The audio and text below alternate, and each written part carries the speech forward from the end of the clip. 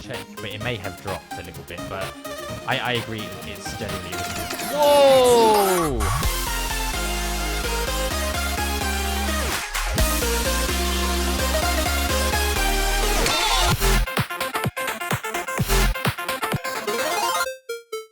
Hello, we're back with another Play or Pass, where we jump into some co-op and multiplayer games and give you our thoughts on whether or not they're worth picking up.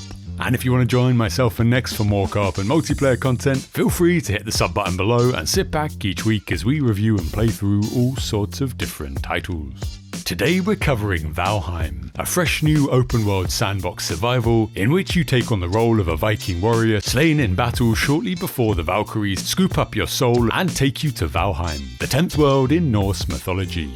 In Valheim, you have the task of defeating the ancient enemies of Odin, and in doing so bring stability to this otherworldly realm you find yourself in. The beginning of your journey has you learn the ropes in the relative safety of the meadows, a peaceful and aesthetic area of the map where you can set a foothold, gather early resources, build your camp and make basic equipment, and generally ready yourself for your journey into the unknown and far more dangerous environments. But of course this is a sandbox game, and if you love building and the peace and quiet of the meadows, then you're free to stay where you are and do what you do. However, your gods favour the brave, and the game is open for you to explore the turbulent oceans on longboat, traverse snow-capped peaks in search of treasure, fight trolls in their caves and skeletons in their tombs, and sacrifice the bodies of your lesser enemies to lure out more powerful creatures and Odin's enemies. Doing all of these things allows you to craft more and more deadly weapons, and unlock new technology, all of which further opens up the world for you to explore and conquer. Valheim was released in early access on the 2nd of February 2021.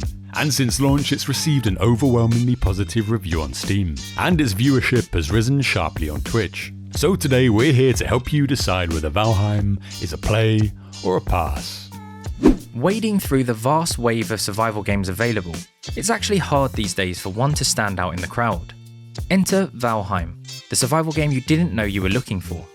As first impressions go, it's a bit of a mixed bag. Character creation gives an indication of the low poly details the game has to offer.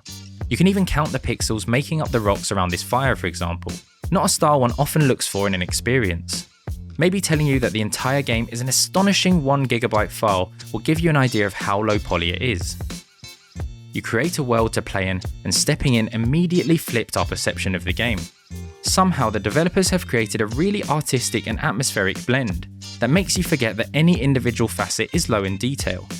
The general premise of the game has you surviving the 10th Norse world Valheim to prove your worth to the gods, increasing in strength and defeating powerful enemies, including a number of predefined bosses.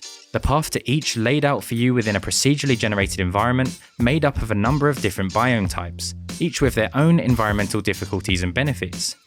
From your first moments you are stalked by a raven, who constantly wants to feed you helpful tips, in a Microsoft Clippy sort of way.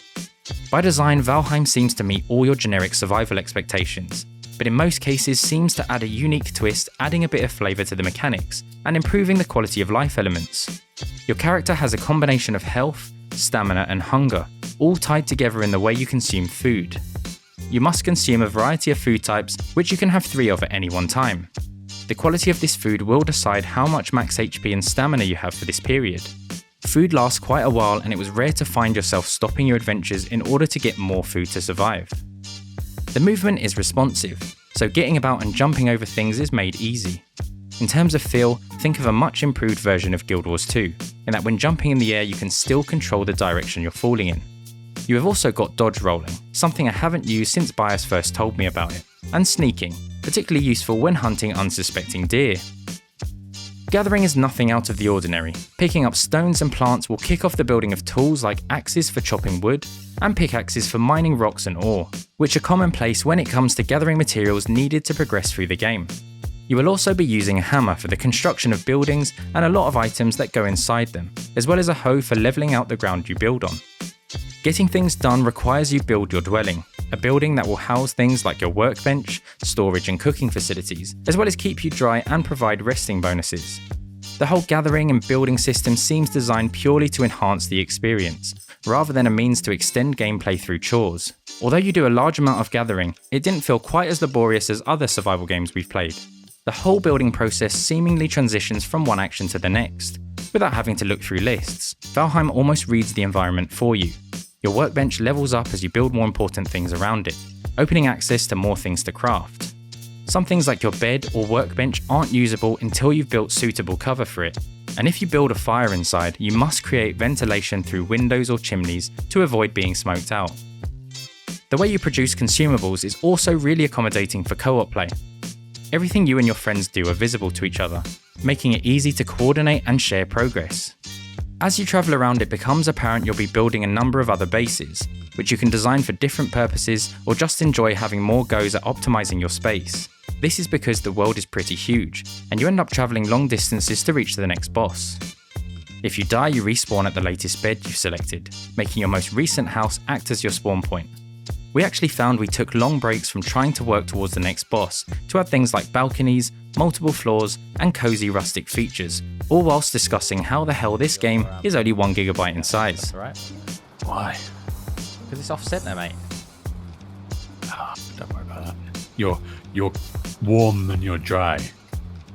Now isn't the time for I live in luxury, my friend. perfection. Look at that. Look at this.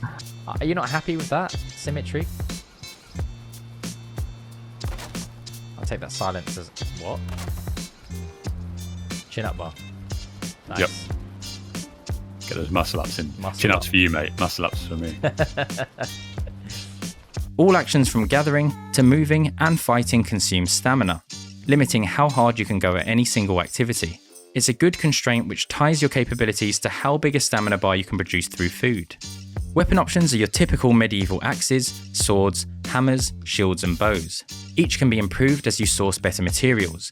You can also create armor from various ore or remnants of enemies such as wolves or trolls. There is a diverse selection of enemies you come across over time. Animals which are useful for their meat and skin, some of which can also be tamed to locally source your meat when required. Skeletons, mostly seen guarding these miniature dungeons called burial chambers, and biome-specific enemies like oozers found in the swamp, and trolls who find you in the Black Forest. Oh my goodness. What is Troll. that? Yes. The big blue thing. Yes, it's well scary, man. Look at it. Oh, I was waiting for one of them to turn up. Don't fight it unless you have a bow. No, I'm getting out of here, man. Look at that. That's pretty scary. Yeah, they're. That's awesome. Once strong enough, you'll find yourself challenging the next boss, the location of which is pointed out from one of these glowing headstones. These challenges add a good sense of purpose to an otherwise open sandbox experience, each with their own learned mechanic and unique challenges. One interesting feature in Valheim is the ability to level up almost everything you do. Early on, you find yourself glowing like a Christmas tree, for moving, jumping, chopping, and just about everything else you can think of. Everything seems to have a progression path just through playing the game. Gaining levels provides bonuses to these actions, making them perform better over time. But bear in mind that meeting your timely death will forfeit an amount of recent experience earned. From the moment we started running around, we found a sense of peace with the setting and ease of game mechanics. On top of this, it becomes very clear every feature was designed with quality of life in mind. It feels like the developers respect the time their players give to the game, and as such, it's a really wholesome experience.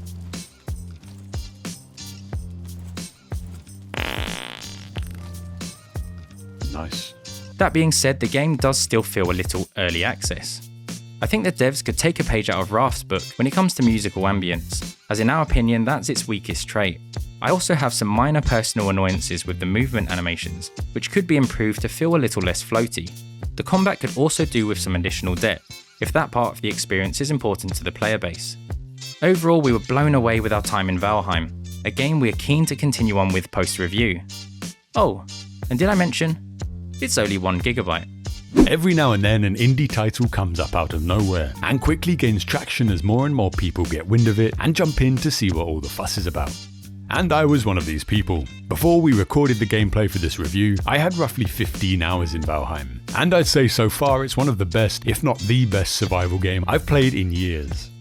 The graphics are excellent, and while they've been compared to PlayStation 1 games, they implement the pixelated art style in an incredible way.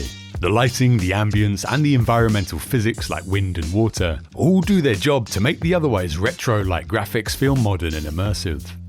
As a survival game, its balance feels almost perfect. For example, repairing equipment doesn't take up any resources, and when you want to delete an object, you're refunded 100% of the original cost. On the surface, these things might feel small, but they mean that you don't have to waste any more time on the resource grind.